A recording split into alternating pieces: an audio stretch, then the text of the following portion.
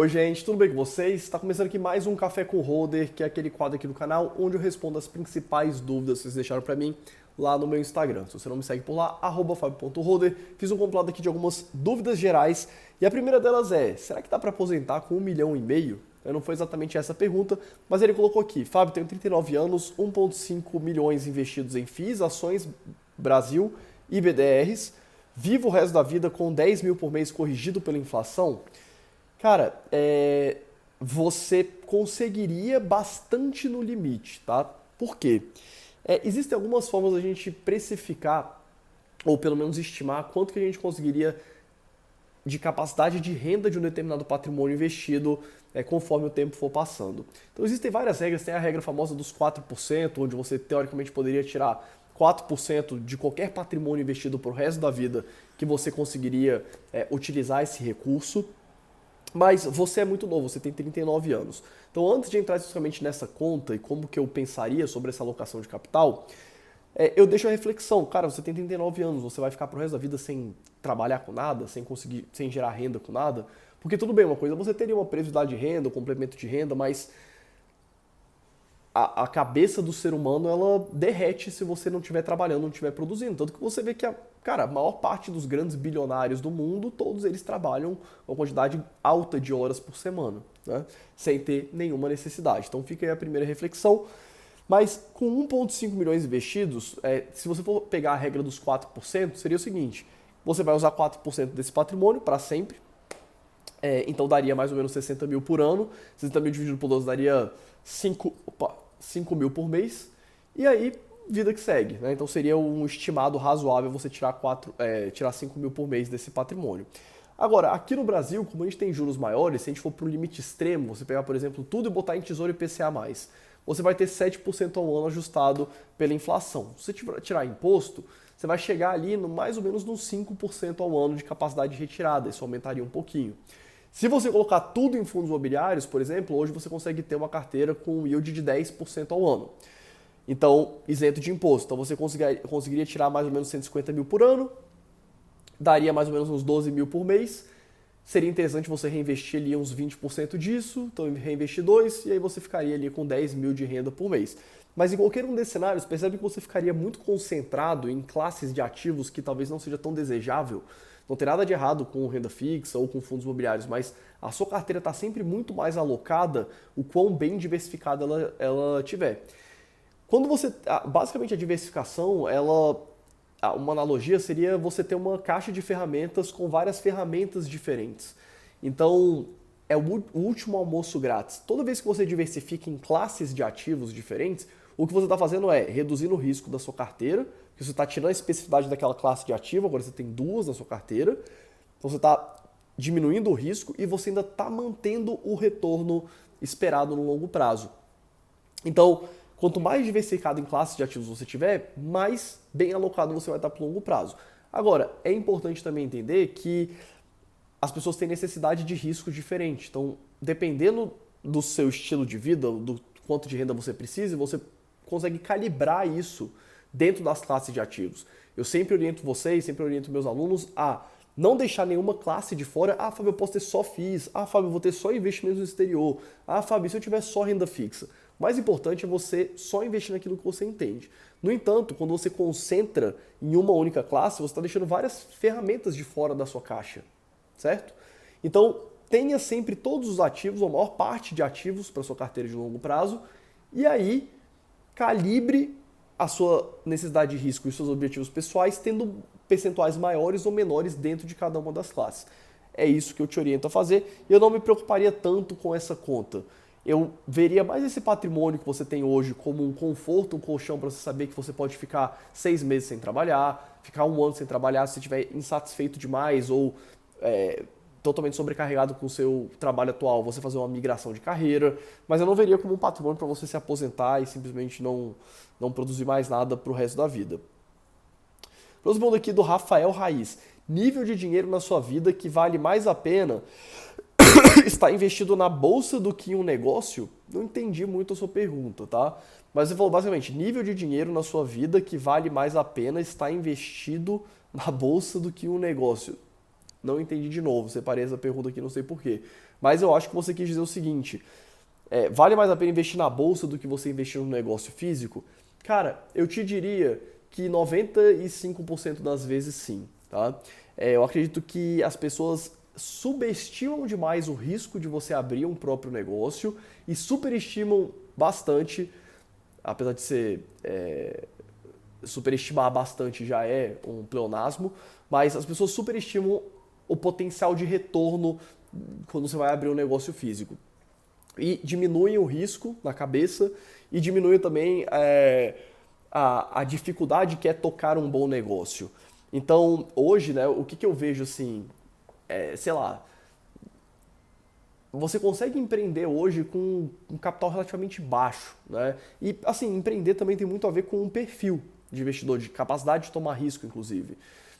Você vê grandes empresários bem-sucedidos e histórias de grandes empresários, mas você não vê a história de dezenas e dezenas e dezenas e centenas de pessoas que simplesmente faliram e nunca recuperaram o capital investido naquele negócio. Então, hoje, se um amigo meu me chama para abrir uma padaria, se um amigo meu me chama para abrir uma sorveteria, se um amigo meu me chama para abrir um negócio físico que é extensivo em capital, que tem que contratar muita gente, eu prefiro comprar a ação da bolsa de uma empresa que já é consolidada e já faz isso sem que eu tenha que fazer mais nada. Então eu vejo muito dessa forma. Por exemplo, o que é melhor? Você abrir uma franquia do McDonald's, colocar lá 5, 10 milhões de reais para abrir uma franquia, ou você comprar ações do McDonald's na Bolsa dos Estados Unidos? Talvez a franquia te dê um pouco mais de retorno, mas você tem um capital que está alocado ali de forma engessada, você está com uma super concentração do seu patrimônio em um único negócio, se é que você só tem esse negócio, enquanto você tem uma carteira diversificada de ações, inclusive com ações do McDonald's, vai te dar uma alocação com uma relação de risco-retorno muito melhor do que você ter um grande negócio próprio. Mas assim, eu pessoalmente tenho a minha empresa aqui, que é o canal do Roder Educacional, mas todo negócio que eu eventualmente pense em investir fora do que eu já faço hoje, eu sempre vejo as alternativas que eu tenho para alocar meu capital na Bolsa de Valores. Então, eu pensaria nisso. Próxima pergunta aqui do Gabriel. Se tivesse começando do zero, você investiria no Brasil?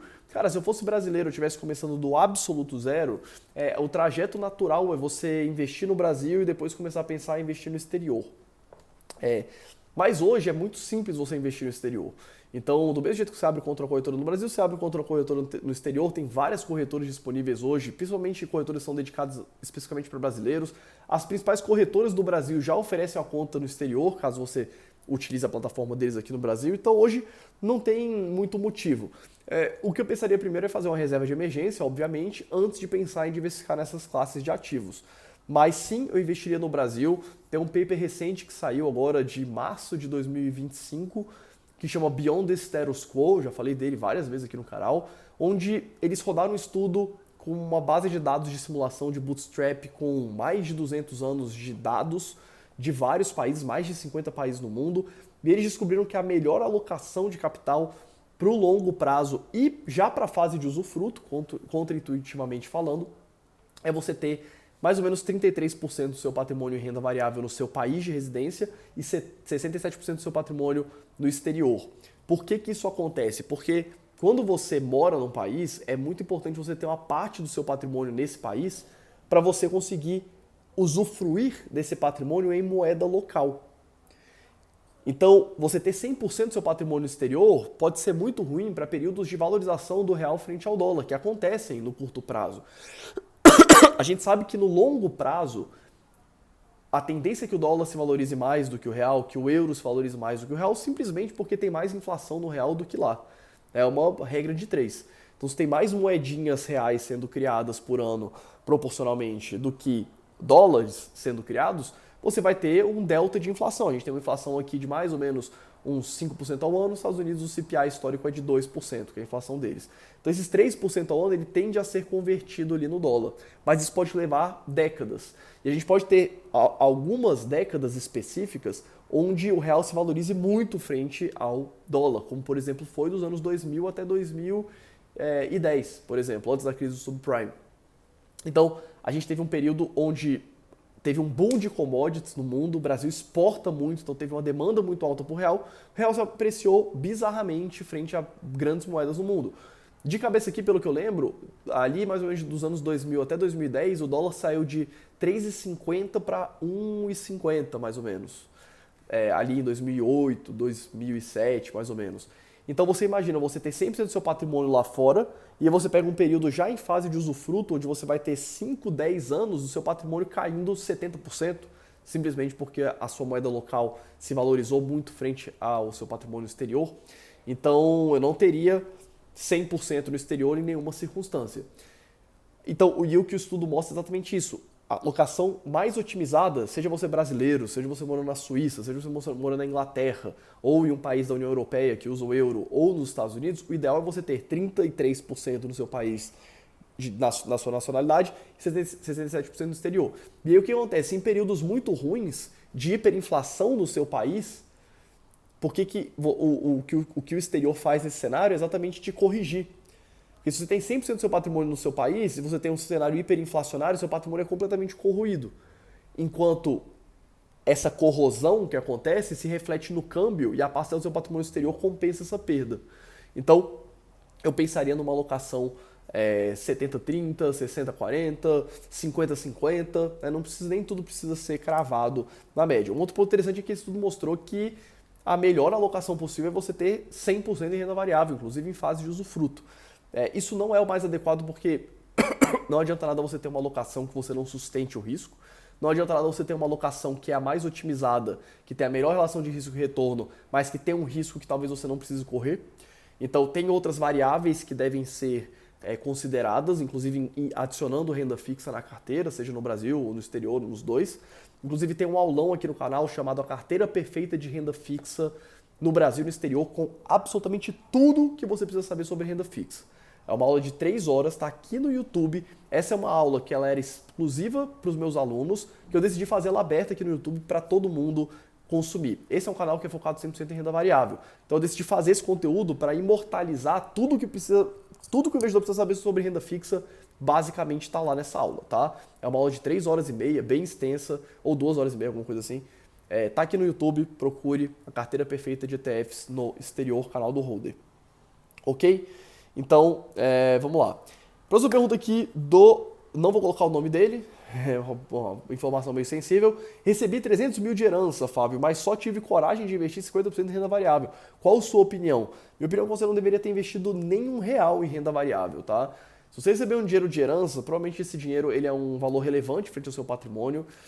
Eu investiria com muita cautela esse dinheiro, então colocaria ali 100% talvez no Tesouro Selic ou no CDB do seu bancão. Eu estudaria bastante sobre investimentos em ações, em fundos imobiliários, em renda fixa, outros tipos de renda fixa, investimentos no exterior, em Bitcoin, para aos poucos ir migrando desses 300 mil para a renda variável. Se você não está confortável, se eu não tive coragem de investir, mas só tive coragem de investir em 50 mil, já me dá a ideia que você está com uma sobrealocação em renda variável que você não deveria ter, talvez por falta de conhecimento para sustentar e saber aquilo que você está fazendo.